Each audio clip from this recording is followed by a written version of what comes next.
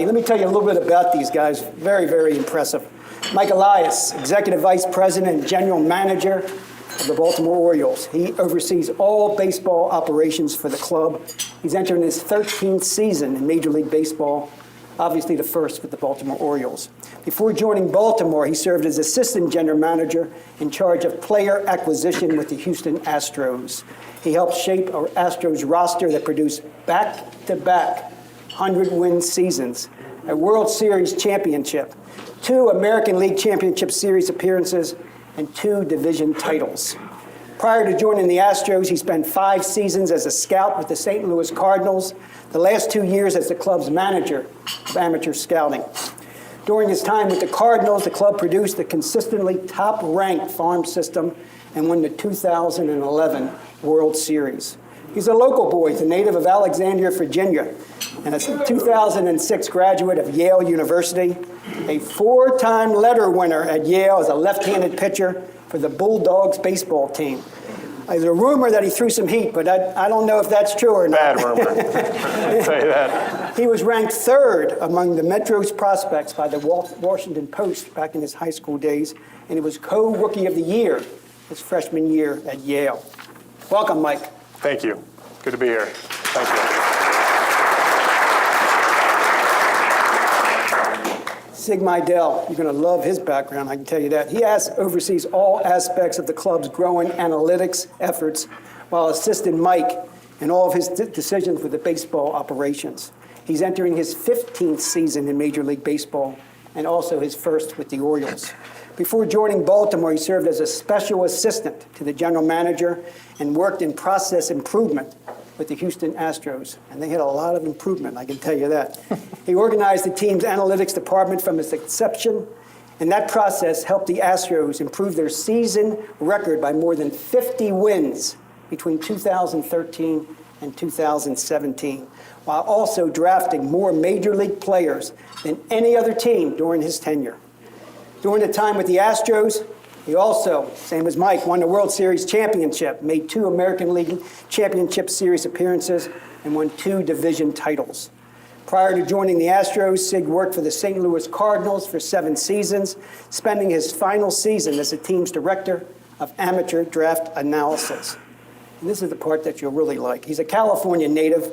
He earns bachelor's degrees in mechanical and aeronautical engineering from the University of California at Davis, as well as master's degrees in operations research and cognitive psychology from San Jose State University. Prior to beginning his baseball career, he worked for NASA as a biomathematician. Sig, welcome here as well. Thank you.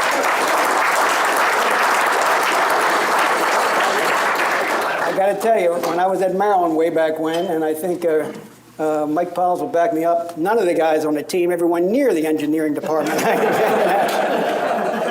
I want to talk, first of all, Mike, I want to talk a little bit about the culture of the team. You know, one of the things that I'm so impressed with in this early part of the year is you see the hustle, you see the aggressive play.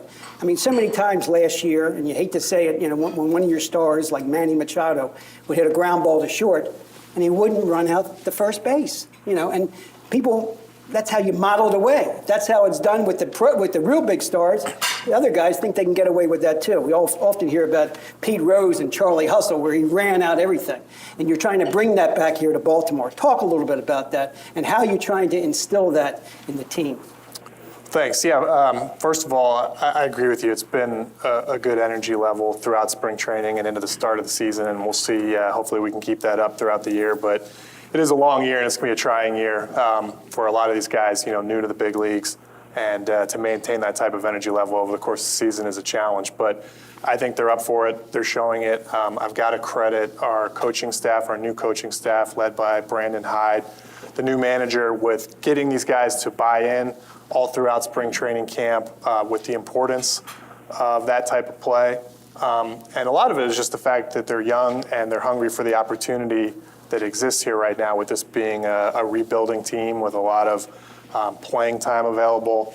But really, we've pushed this message to them, knowing the year that we're coming off of and sort of the narrow opportunities that we have to add talent to the team this year right away. We wanted to get some guys in here that played sharp defense, that ran the bases, played with a little bit of energy, and start there. So we think it's a good first step, but there's certainly a long way to go. Did that say anything you want to add to that? I mean, do you look for that when you do your analytics? And is that one of the variables that you try to key in on? It's something that the scouts do, and so it bleeds into the scouts' prognostications of this guy's future defensive skill, the improvement he's going to come with hitting. Right, like if you can't run to first, you're probably not likely going to be working as hard as the other players throughout. And from the draft, like that's such a predictor of who's going to be good is the person who's willing to work at perhaps something that's unpleasant the most. So we rely on the scouts. There's no work hard-o-meter that we could just attach to the players at college. Do the scouts, have any problem with all your analytics? I know the old school scouts, the movie Moneyball, that really was the essence of your position. But the scouts, they weren't into analytics. They were afraid of their job. Yeah, and it's changed dramatically. Right, the book was 2003. The movie was a few years after, and those depictions, while fictional, were not too far off from real life. There was a defensiveness, a skepticism, a threat when persons with a background different than themselves came in with ideas that, they weren't staying in their lane. The ideas were often bigger than what a new person should be speaking about. And so there was the whole spectrum, but there was definitely more skepticism and pushback 14 years ago, 15 years ago than you see today. Talk a little bit about that if you could. I mean, how does a rocket scientist, a biostatistician, how do you get into baseball? You must have loved baseball, I guess. Talk a little bit. How did you get into baseball? I mean, it's a great story. Yeah, ever since I was a child, I was fascinated with baseball and the statistics. The back of a baseball card could keep me busy for much of the afternoon. Too much of my childhood was spent indoors in California playing table baseball games and keeping statistics and really geeking out. And as I got older, the interest never went away, but I never had the imagination to think that a baseball team would care to hire someone like myself until Moneyball came out in 2003, and then I naively thought I just need to let the teams know I'm willing to relocate and I'm available. You knocked on a few doors. Yeah, and I'd have a job by the end of the week. I mean, I literally thought that. But it couldn't be further from the truth, right? I was selling something that their job to some degree depended on not buying it, that we were a threat, at least to their decision-making pie. And so I was selling to the wrong people, but I had no idea about that. So after a year and a half of, unsolicited resumes showing up uninvited at meetings, one of my unsolicited proposals made its way to Jeff Luhnow, who had just been hired by the owner of the Cardinals because the owner had read Moneyball, and it made its way to Jeff's desk, and thankfully he didn't put out a job announcement where more qualified people would have got the job. And so it lined up. I found out where St. Louis was. It's in the middle of the country, just somewhere called Missouri, and moved there. Fantastic. Mike, a little bit of a tough day yesterday, but the season is a long season to go. Talk a little bit about, what have you uncovered? Do you see any diamonds in the rough, so to speak, on the team right now, or down in the minors as well, that you think that they could really have an impact on the team? Sure. Well, part of the process that we're going through is we're trying to add talent to the organization from all possible angles. That's really our goal this year. Now, the biggest mode of adding talent is going to be the draft in June. And then in July 2nd, we're going to have an international signing class. It's going to be the biggest one that the Orioles have ever done. This is an area that the Orioles have really lagged on for a number of years. And then possibly later that month at the trade deadline, we might be bringing in some young players via trade. So that's going to be most of the talent.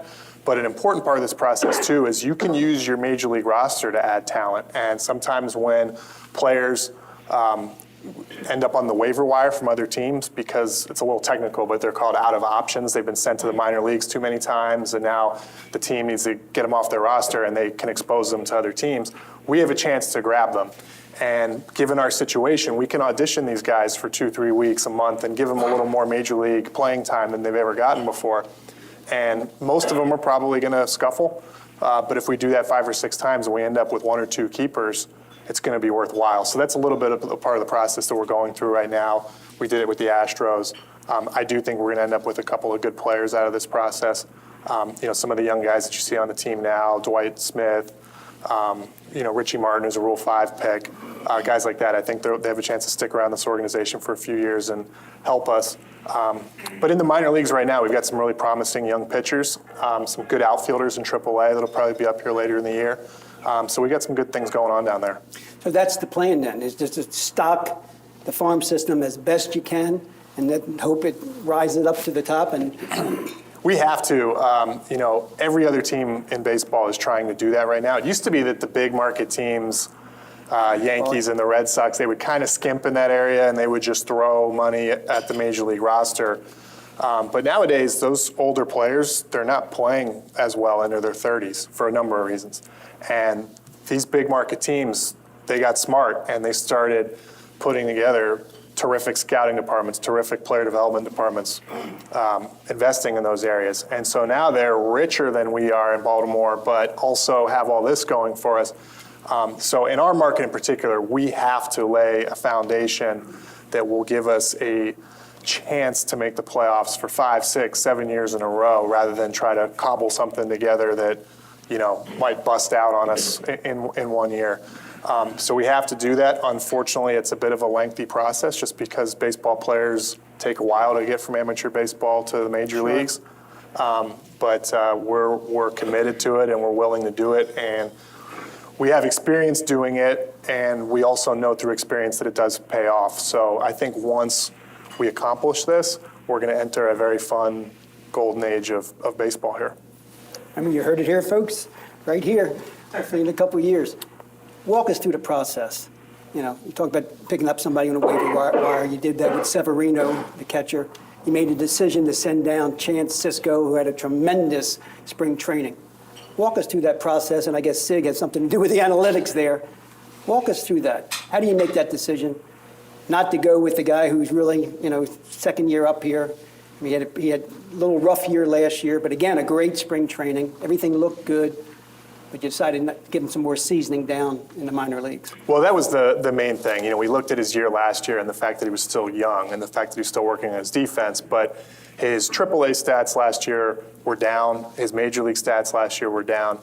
And in a different situation, we might say, oh my gosh, we need Chance Sisco on the major league team, even if it's not in his best interest. But again, part of our process is prioritizing the development of these players and whatever's best for them individually. And for us, just looking at a guy that had a rough AAA season, well, he needs to go down and work on some things and hopefully graduate from AAA and have a more stable foundation when he does come up here. And then on top of that, in the meantime, like I was saying before, that roster spot now, we have a catcher spot open. We have a chance to grab some catchers from around the league who become available and see what we got. And Pedro Severino, I was talking with Rick Dempsey about him. He's not a great hitter, but he's young and he's a very energetic, excellent defender, and he's helping us out right now. And we'll see if he ends up being a long-term piece or not. But we've got a lot of good catchers right now. We're going to have to figure that out. But the important thing is Chance, is getting in the work that he needs, and when he comes here, he'll be all the better for it. But there's rumor that's Rick coming out of retirement. Is that true? I'd like to. This kid's the best thing I've seen since back in my days, all the catchers around the league. This guy's really got a lot of talent. We developed him, we got some diamonds in awesome. Fantastic. Sig, talk a little bit about that. How does your analytics play into a decision like that?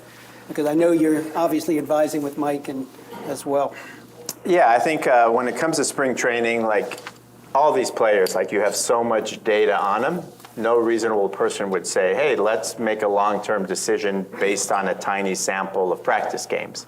But yet often there's a pressure when what you see in spring training is a belief that these players have genuinely changed. And while that does happen, there's a lot more false alarms than realization of those signals. And so it's often let's not overreact to what is a small sample of practice games. And if, in this case, if he really has made this imagined step function, well, thankfully he's in our system and it will continue to reveal itself in real games and bigger samples. So the cream eventually rises to the top, if you will. Yeah, Makes sense. with more samples. Yeah. When looking at the team, Mike, and I guess Sig too, you know, we're talking about stocking the minor leagues and get as many good players as you can. How far ahead can you plan out? You know, what are you looking towards right now? And from a business perspective, a lot of us look at, 2, 3, 5 years out when we do our strategic plan. You guys doing the same thing with talent? Because talent is a dynamic process. I mean, and I guess and juxtapose that, if you will. You know, a guy getting more, time in the minor leagues. A guy like Manny Machado jumps from Double-A up to the majors. Is that type of jump not going to happen with you guys? Or does a guy look so good that you can't help but bring him up? Well, with where we're at right now, I don't see us skipping a minor league level for a player this year, just because there's probably not going to be a big hurry to get them to the major league level. Now, as we start turning the corner, eventually that will be the case, and look forward to that, because it's usually fun and it means the player's really good if he's able to do that. But in terms of like the 5-year planning, we're certainly thinking ahead, and the main thing is that we are going to prioritize what's best for this organization in that 4th or 5th year versus what's best for this organization in year 1. And that can be very painful to do sometimes, but it's the way that you do this process successfully, is kind of going through some of that pain. What we don't do in baseball is worry about, okay, what's the exact lineup going to look like 5 years from now? Who's playing short? Who's playing center? Okay, we got him at center. Let's take a right fielder instead, because we already have our center fielder. The sport's a little too unpredictable for that, and we just want to stack assets in our minor league system. And if it happens to be, if we take catchers with our first-round pick the next 2 years, or shortstops with our first-round pick the next 2 years, we're going to do that if we feel they're the best player. That's kind of how you have to approach the baseball draft. And one example of that is when we were in Houston, we took Carlos Correa as a shortstop in 2012. He debuted right around the draft in 2015, and then we used our very first pick on Alex Bregman, who was also a shortstop, and everyone was like, where are these guys going to play? And we were like, we'll figure it out later. We just need to take Bregman. And, we ended up figuring it out. He's playing third base. And the baseball draft is tough enough where you don't want to pass on a superior talent just because you're going for a positional need. So it's a lot different than football in that regard, where you kind of worry about your current roster. We don't do that, and we're not going to do that. But the draft is so important, because that's where you stock your players. How do you protect yourself, if you will, from unexpected outcomes? Somebody gets hurt. A perfect example is Hunter Harvey. I think he was the #1 pick in 2013 or 2014. Been hurt every year. Finally, they said, "You're looking good. Go ahead and pitch as much as you want." How do you protect yourself, from that occurrence? And unfortunately, the Orioles had not done too well on their high draft picks, probably for the last 5, 6, 7 years. I mean, we've got Dylan Bundy now that was the #1 pick, and he's on the roster. He's pitching, but he's not setting the world on fire. How do you protect yourself? Well, number one is you do what we're doing now, which is we're going to load up the farm system, because you need so much depth in this sport for injuries, for just variability in these guys' careers, that you want to have backup options. And that's part of the risk in not developing a good farm system, is you've got to have all your players stay healthy and perform perfectly, and that doesn't happen a lot. So we want to lay that foundation of talent. I also think you're going to see this organization do a much better job of developing pitchers, to what you were talking about, that has been done in the past. That's been part of our success in St. Louis and more recently in Houston. We've managed to bring over Houston's pitching coordinator to oversee our minor leagues here, so I think that's going to be terrific. We're going to try to shepherd these guys through the minor leagues as safely as possible. But there's still injuries. It's part of the game, and we need that depth to protect against that. So what can you add to that, especially from the analytics department, especially with a high draft pick? I mean, your input, I'm sure, is instrumental before Mike pulls the trigger on somebody. Yeah, I mean, if we had the answer predicting injuries, whoever gets that would be in so much better shape than the rest of the club. So, like, we do our best. I mean, we might have experts analyze their biomechanics. We'll look closely at the medicals. We'll have the team doctors look closely at the medicals. We'll track that biomechanist prognostications over the years to see what sort of predictive value it has there. We'll be careful with the usage of them in the minor leagues. Some of it is sort of inherent, and for the most part, when a hitter gets injured, catchers aside perhaps, often the career-ending injuries are a fluke, and it's really hard to predict. But for so many pitchers, their careers end with the injury, and so that category of player has a larger risk than the position players. And I think as time has gone on in the draft, you've seen the excitement with pitchers sort of come back down to earth, because at that point in time, there's nothing wrong with him. He hasn't been injured. Oh my gosh, this is a number 1 or number 2 starter. Let's get him. And then 2.5 years later, there's a shoulder injury and he's never the same. While that info was, of course, not available to you at the time, and so you don't often appreciate, I think, just the inherent variability and risk with this category of player. Talk about pitching again, because you know how vital that is. And I've had this conversation with Rick Dempsey many times. Back in the old day, our day when we were young growing up playing baseball, I mean, pitchers, Cy Young, way back when, used to pitch both ends of a doubleheader. Jim Palmer used to have 15, 17 complete games. You know, Roger Clemens, the same thing. I think in all of baseball last year, you had a couple complete games in the entire major leagues. What's changed? I mean, physiologically, the guys can't do it anymore. I mean, how do you go back from, you know, when Cy Young pitched, when he would, again, pitch both ends of a doubleheader, Babe Ruth, the same type of a thing. Now you got situational guys that pitch for a third of an inning, or maybe a batter, or maybe an inning, and they throw their arm out. What's changed? What's the dynamic? This was the pitcher, right? With the great stuff. He was throwing heat. He was. I played Little League. There was a pitching machine when I pitched, so don't look at me. Talk about it, Mike. You know, it's something that we still debate across the industry, even if this is even the right thing that this is going on right now. It's possible that there's some overprotectiveness going on. Everyone's sensitive to injuries, and okay, if we just pitch these guys less, then at least we'll feel less culpable when they do get hurt. I don't know if that's true or not. The fact is the injuries have risen since that time. One theory is these guys are throwing harder. Now, maybe not as harder than the guys that you mentioned who are, you know, cream of the crop Hall of Famers, but just the general population of pitchers is throwing harder. And, you know, all you got to do is look at sprint times and swimming times across the decades, and they just go up, up, up, up, up, up, up. So it's probably going on in baseball too, even though we don't have that data in front of us. And when you throw harder, you stress your joints more, unless you're like totally mechanically efficient.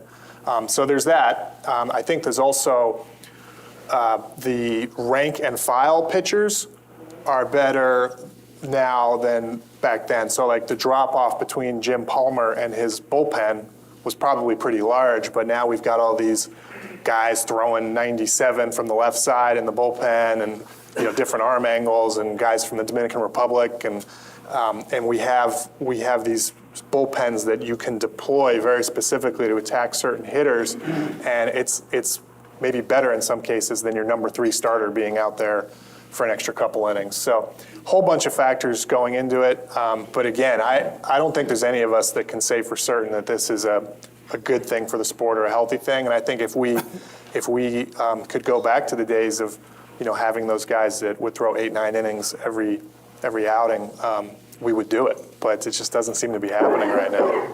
I don't know. You got any theories? On what he's talking about? Yeah. Well, yeah, I do, as a matter of fact. You told me the same thing 1,000 times. Everybody knows I lasted 27 years in professional baseball, and it was a 365-day-a-year job for me, Mike. And the minute we got home, we unpacked in the wintertime, and the first day of the winter was a 7-mile run up and down fire break roads. You see a lot of athletes did it in those days. I did it longer because I came from the track background.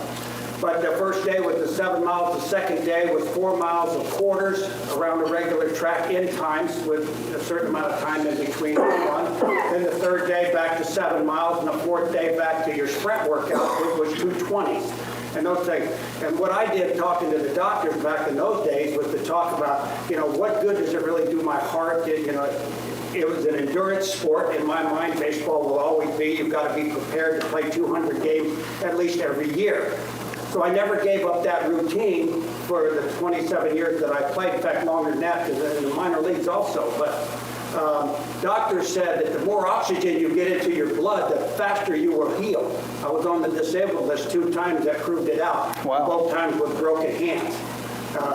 Bo Jackson broke my thumb in a collision at home plate, but as you all know, I held it to less yards than Bosworth did. And the other time, John Billett threw at me because I took too hard a swing. But those are the only 2 times. I didn't have leg problems or arm problems. And you talk about a 100-pitch limit in ball games. Well, every other day I would throw 100 balls to second base, 50 to third, and 50 to first. And I felt like the day I retired, I really didn't have to retire at 42. It just wasn't fun for me to sit on the bench as much anymore. But that was it. But the strength and conditioning has changed the outlook, and I think it's something that we as an organization should take a look at because we're paying them phenomenal amounts of money to produce. And if they don't start working out sooner, Mike, and conditioning themselves at doing something baseball related, then we're paying a lot of money for them to get started in January to start taking it seriously because we can't get them to the 5th inning for the first 5 or 6 starts of a baseball season. And I think it hurts the game and makes your job 100 times tougher. And the analytics change. Stanley. Yeah, I also think that this sports specialization in all the baseball games they play now, fall ball, spring ball, summer ball, with kids. I mean, I played, 13 years in the NFL. I missed 4 games.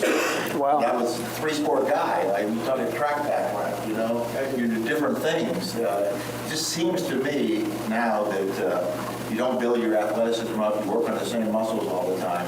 Even in football now, there's a lot more injuries than there was before because they don't develop their whole body. All the little muscles that support the big muscles. And I don't know, in baseball, I just see kids that play, hundreds of games a year at 12, 13, 14, 15 years old.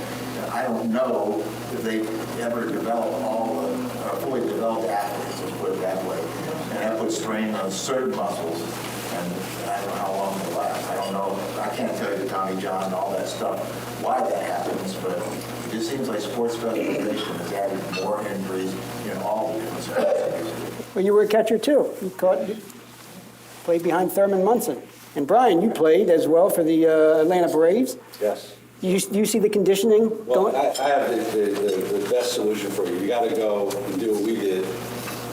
Get Greg Maddox, John Smoltz, and Tom Glavine, and you're set. And then draft Chipper Jones first. So he and I were drafted in the same year. He was the first round pick. I was the 9th round pick. And we came up together through the whole system. So I saw him hit a lot of balls off the wall. If you can do that, it's not that hard. That's why they got sick. Yeah, you're right. Chipper, and then and Javi was the opposite of Sereno. Javi would he would let in. He would drive in more than he let in, but he was more of an offensive guy. But it's I think these guys bring up good points, but But conditioning, talk about the conditioning when you played in the 90s. And Rick talked about it. It's not this, did you see that? Did you see guys that weren't in shape? I mean, I played with with Mark Lemke, who was smoking cigarettes in Dugout? in between. So I think there's a mix. You had people that like Rick who really work really really hard, and you had I had to work really hard to get where I got to because I'm 4 feet tall. So, and I can appreciate that. But it was a mix back then. But the guys that were great, the Glavins, Maddox, the Smalls, they were the first ones to spring training. They were the first ones in the work, in the weight room. Now, I don't know what they're doing now, so it's hard to speak of what they're doing now. John Sherholtz and Bobby Cox and those guys were tremendous people to play with. The organization was really a true program from the lower minor leagues all the way to the big leagues. Same signs, same concepts, same everything. It was all together. I think that's why they won 14 divisional championships. In a row. It was just every coach, every scout, everybody was all on the same page. It was all about the Atlanta Braves. Yeah, but you had the credentials. You were ACC Player of the Year, so you were drafted and you performed. That's the name of the game. Guys, talk a little bit about the business side of baseball, and as well as the baseball side. How do those two coexist? I mean, you'd love to draft as many people as you can. You'd love to do as many international signings as you can, but there's a finite number of dollars. How do those two sides of the operations work together? Yeah, it's a big reality in the business, and especially in a market like ours, which isn't huge. There really are finite resources, and because of that, you want to spend the dollars in the most efficient way possible. And when you look at what that is, it's not even close. It's the draft in the international market, and the fact that we have a draft, and the fact that the international signings are contained by Major League Baseball into a certain number of dollars that each team's allowed to spend really makes those dollars, like $1 worth $15 in the free agent market up here. So a team that forces itself out onto the free agent market that doesn't have hundreds and hundreds of millions like the Yankees do, eventually you're going to sputter out and run out of runway to compete with those guys. So we really need to do as best we can in those areas, but also strategically spend dollars on infrastructure, player development, strength and conditioning, academies in Latin America, that type of stuff. And those dollars add up too. So it is challenging. It's something that analytics too is becoming very expensive. His staff and the IT technology that they need, these aren't cheap things. So we sit down as a group and we have to make, like you guys do, have to make very tough decisions about how to invest every dime that we have. I'm going to ask one more question, and we're going to open it up to the audience. With that in mind, with SIG and his analytics and his department, what do you do, and how do you gain a competitive advantage? Because it's not like nobody knows what you guys are doing. Moneyball's out there. Other people, I'm sure, just like in Houston, you have people like you, SIG. How do you gain a competitive advantage? How do you gain one step ahead of the other teams in the marketplace? Yeah, when I first came in, when Jeff Luhnow hired me in 2005, it was much easier. I was the fourth analyst in baseball, so that meant the vast majority of teams were not using this at all. So at that point, it was just convincing a single decision maker to evaluate players a bit differently. And whatever that inefficiency was from not using all the information available, with only 3 other analysts in baseball, like we were at the buffet table by ourselves. We got to enjoy that entire inefficiency. But now there's about 350 analysts. Wow. So maybe you'll get some cheese toast or something, left over. It's a different world. So much of our energies are spent on asking that exact question. And a few years ago in Houston, as the amount of analysts were coming in, the GMs and the scouting directors, their backgrounds were changing, and they were much more data appreciative, that we looked at the player development system. And instead of just evaluating players differently and bringing in players that had a better chance, we were actually intruding on the process and trying to develop the players we had better. And that was an inefficiency 4 or 5 years ago, but that is quickly disappearing. And so we're looking, and I think like any industry, as time goes on, the inefficiencies get smaller and smaller. They last shorter amounts of time, but that's still all there is. And so if there's new technologies that are sort of bleeding edge, not ready for prime time, we feel a responsibility. We got to pay attention to these with the hopes that next season or the year after that, that they will provide us with something that we could take advantage of before the rest of baseball does.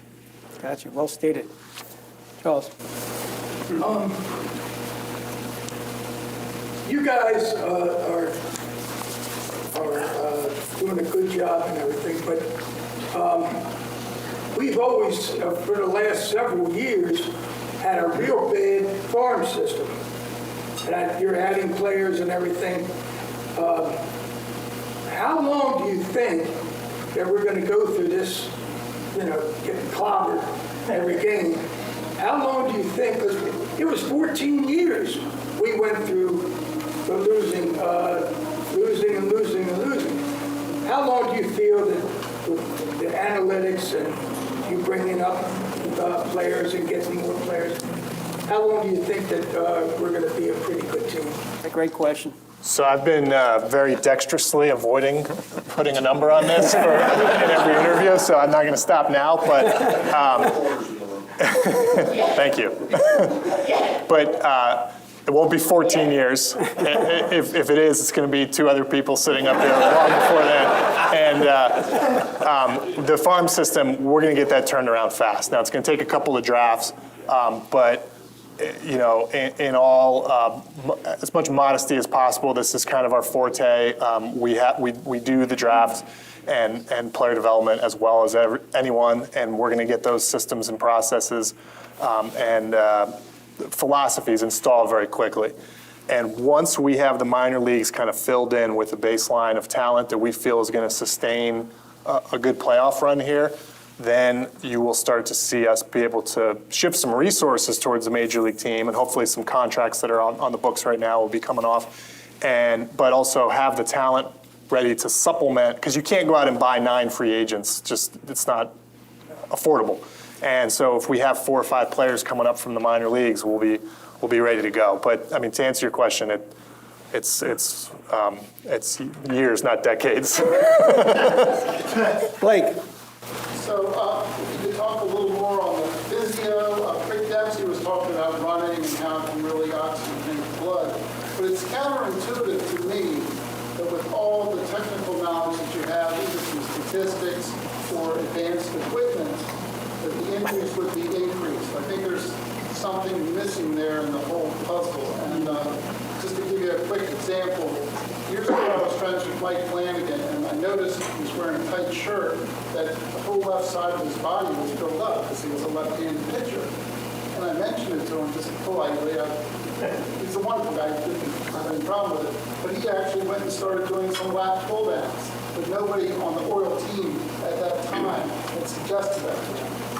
I'm assuming that with the analytics, the training is getting more sophisticated. It just doesn't quite make sense to me. Can you summarize that for the tape, that question? Yeah, no, it's a very good question. It's I would describe it as the sports science world kept up with the latest technologies, the latest processes that are out there? And my answer would be no, that the baseball player development system has not been, just traditionally has not been something that has been as well funded as it should. I mean, they could probably describe like what they were eating coming up in the minor leagues is probably a lot of peanut butter and jelly and fast food, and no reasonable person thinks that's the best way to create a state-of-the-art baseball player, but yet, as recently as just a few years ago, that's what 30 organizations pretty much were doing. So if you can imagine analysts had just come into baseball, that the sports scientists are now starting to come into baseball, and that's the similar change with decision-making. Now it's going to be a change with the strength and conditioning and the training methods, and it's going to, I would argue it's going to be a similar paradigm shift of the experienced persons reevaluating how they were doing things, taking advantage of the latest techniques and processes. It's not happening now. There's not a lot of physical trainers there. Some organizations are.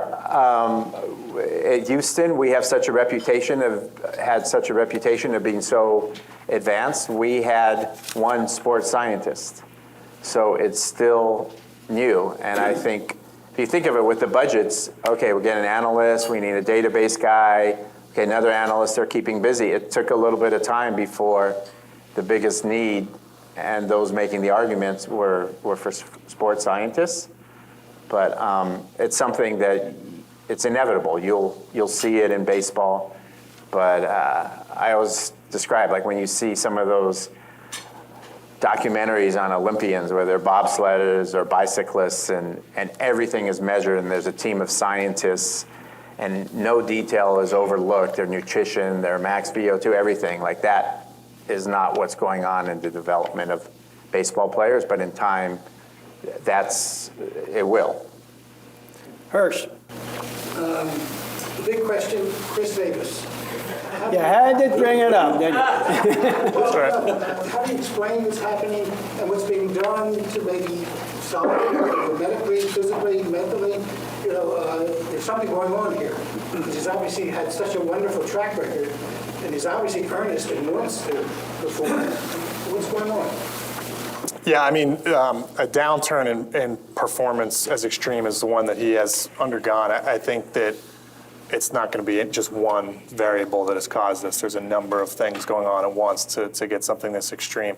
All I can tell you is we're thinking about it around the clock and trying to come up with ideas to work on it.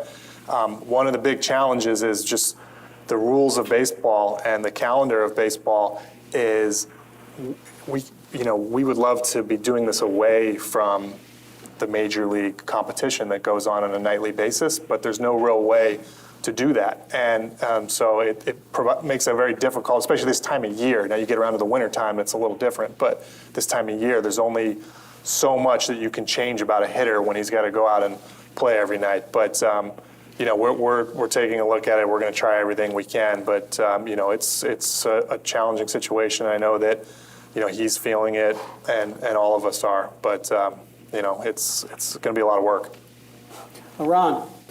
Can you compare where the Astros were when you started there and where we are this year, and kind of the work that you got for them? It's Great question. It's very similar and very different. It's very similar in that the analytics were not a priority with either organization.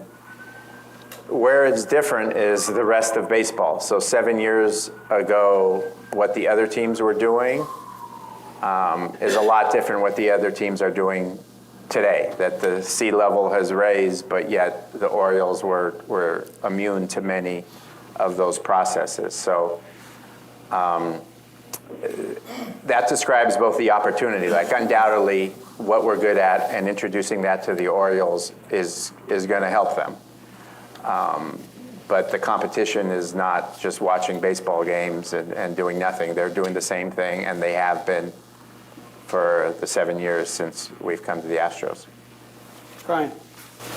So, baseball looks so much easier from my living room when I was 20. So many 0 for 4s, had a full head of hair before. Frank, where's Frank Weinstein? Full head of hair. So Frank delivered my brother, actually. Yeah, before he changed his And there's 31 other teams out there, getting drilled by their respective cities too. It's really hard. I think that the key is, you just want to be kind of in the mix at the end. I mean, that's really the key, because anything can happen if you're in the mix. You're not predicting world championships. You're not predicting, you just want to be in the mix, and that's it, right? But so getting back to Chris Davis, I can't imagine that the hitting coaches and maybe other people involved are not going through the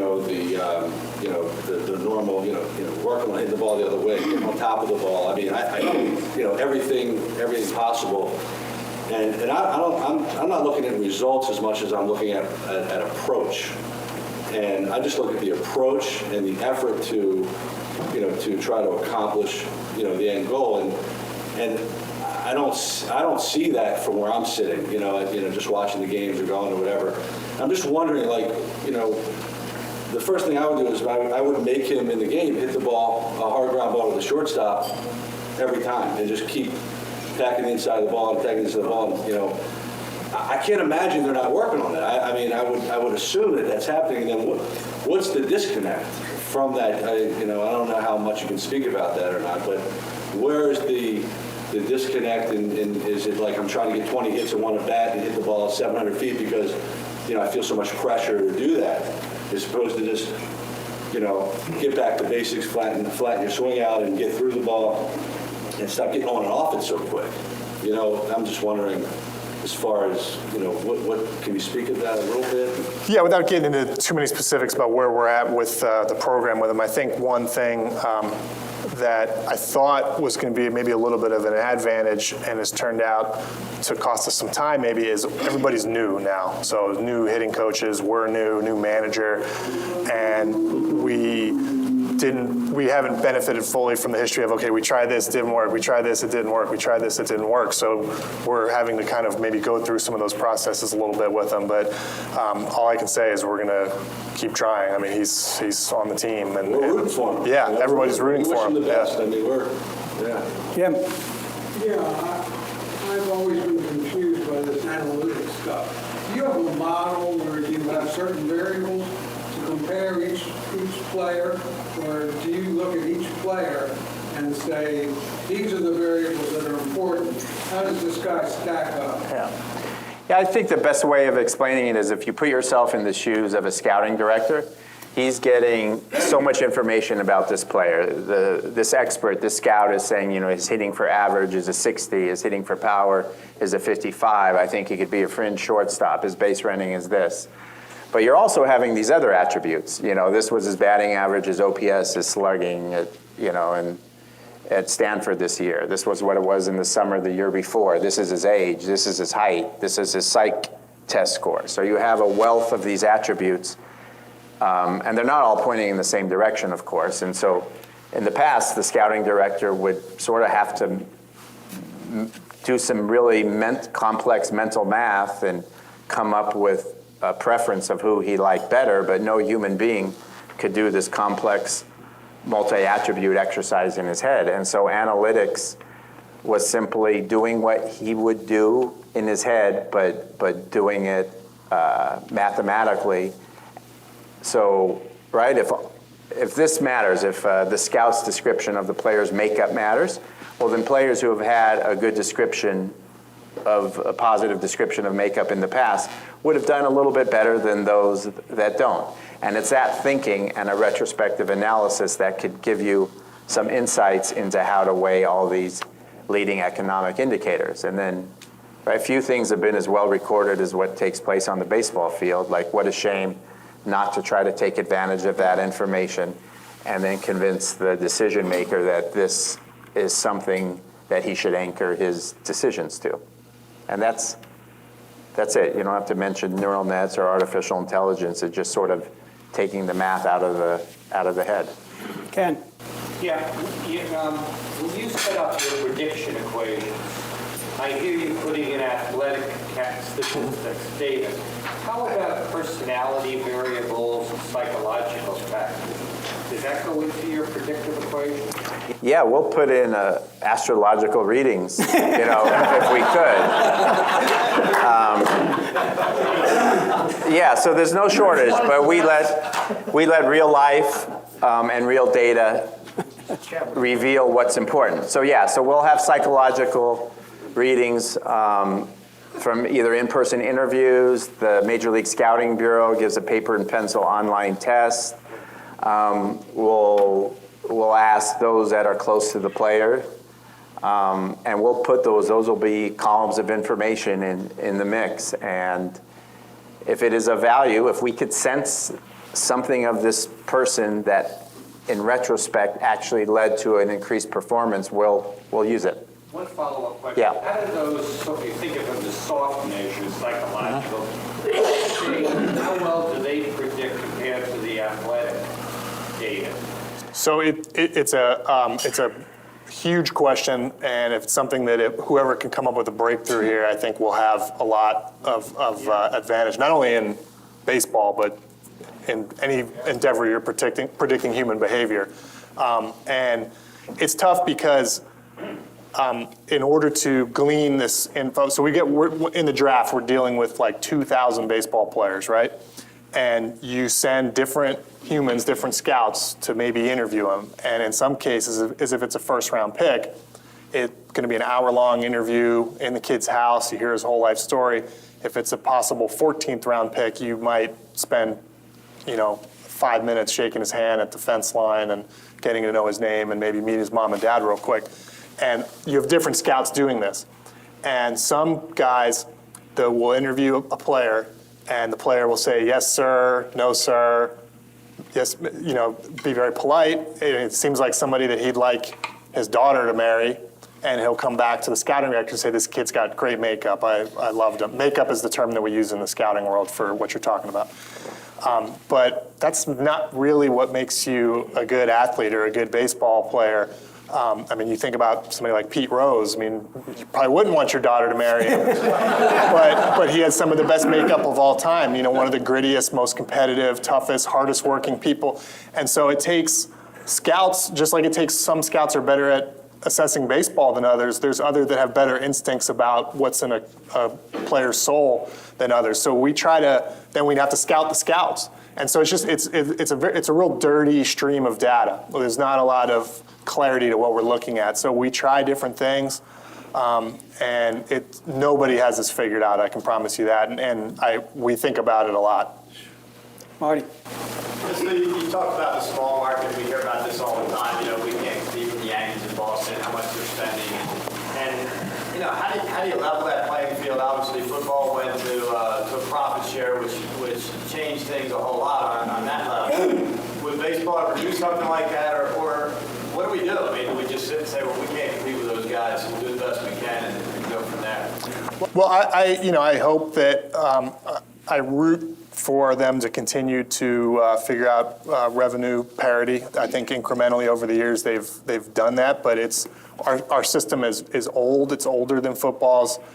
We have a much stronger players union than other sports do, and so it's really hard to make sweeping economic changes in baseball. I don't think that we can't compete with them. What I was saying is we can't compete with them dollar for dollar on the free agent market.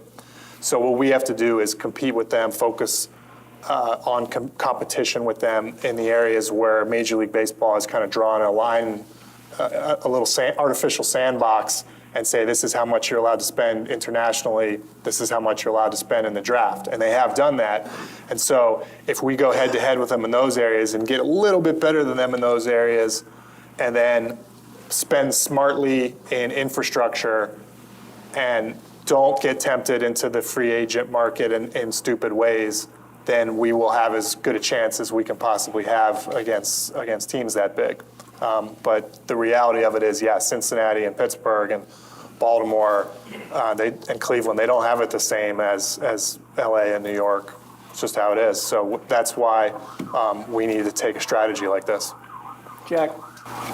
Without getting too personal, what are some of the line items in your bonus program? In our Your bonus, your end of the year performance plan, bonus plan. What are some of the line items? Getting a little personal now, aren't we? Sig's got one for fielding questions like this instead of Yeah. All right. A follow-up? Yeah. No, nobody's tenured in baseball. Like we'll be judged by our wins and losses, by our player development rankings, and playoffs. This is a wonderful job, and so we're paying close attention to that, and that's our job security. Do you guys see a change? Football contracts aren't guaranteed. Obviously, there's a huge contract we've been talking about for the last couple minutes, too. Do you see that ever changing, where you pay for performance, and you pay for performance proactively rather than retrospectively? Yeah, again, the players union, has done a good job over the years in baseball of veering the system towards guaranteed money. And I think if the football players could, they would do that, but they just haven't been able to institute it. And so because we are in a system where the players get guaranteed contracts more often than not, we need to be very wise about doing our best to predict future performance rather than basing our investments off of past performance that might not carry over into the next contract, because you can't just walk away from the contract if it's not working out. And so it just puts a little more pressure on us in the front office not to screw up. Stanley. Talk about the waiver system. You said that's when you're going to add a lot of players. You hope to add some players to the waiver system. Does it go in reverse order of last year's standings? And does that change at any point during the season to this year's standings? And then as far as sending some of those players down, did service time have any part of that decision where you wanted them not to build up their major league service time to become eligible for arbitration and free agency and things like that? Yeah, that one first, no. And that's become a big topic in the news because guys like Chris Bryant and these big cases where it's like, okay, why isn't he on a team? And I understand that, and it's kind of created a media. They're always looking for this now, but no, we had a bunch of players who had nice springs, but either didn't play in AAA at all or played badly when they were in AAA. And like Sig was saying, we're not going to, even though we're happy that they had these great springs and everyone saw the great springs and got excited by it, to sit there and say we're going to take the 20 at-bats that happened in Florida in exhibition games and ignore the 370 that happened last year in Norfolk, which we have a very specific translation of what those AAA at-bats probably mean in the major leagues. We're just not going to do that, and we're going to err on the side of developing the players. If they're ready, they're going to play well in AAA, and then we'll bring them back up. The waiver wire, I don't want to put the whole audience to sleep talking about the waiver wire, but yeah, we have the number one pick. We have, and then at some point, I think it's a month into the season, they check the standings again and reset it. So whatever team has the worst record, I think it's a month. It'll change, but right now, because of our season last year, we have the first claim for a while, for a few weeks. Final question. Steven. So are there any, so when you look back at your tenure, are there metrics today that are more relevant than others as far as how the weighting of how you're approaching your analysis? And then the second question is there another, is there like like a governing body over analysts to make sure that we are adhering to sort of standardized benchmark?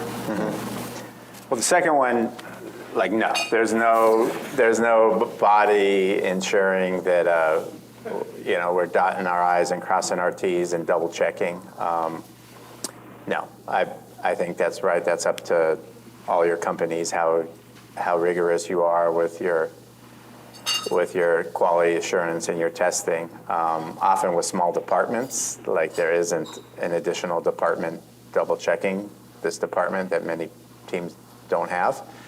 As far as the different metrics, yeah, I would answer that like there's new metrics. So radar technology, you've probably seen on the TV broadcast where they'll talk about the spin rate or the movement of a pitch, to the inches or to the RPMs.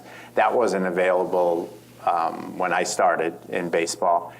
And so, of course, that has tremendous predictive ability. It reveals something about the pitch that was invisible to human perception. And you get it for every team, every game, every pitch at every level. So it's millions of pitches. And so there are quite a few insights you could garner from that we were blind to a decade ago. And yeah, that's something that has a much bigger voice, and it's cutting into sort of just the general counting statistics.